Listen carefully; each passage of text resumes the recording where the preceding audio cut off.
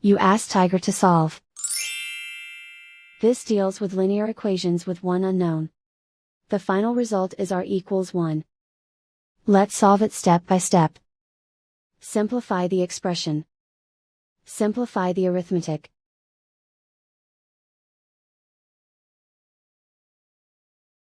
Break up the fraction. Group all constants on the right side of the equation. Add 1 over 14 to both sides.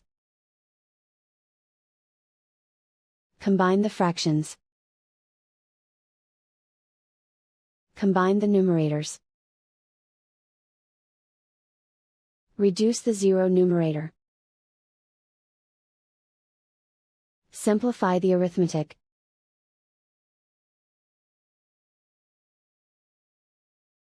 Isolate the r.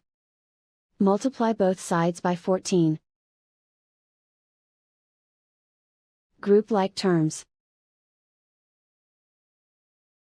Multiply the coefficients. Simplify the fraction. Multiply the fractions.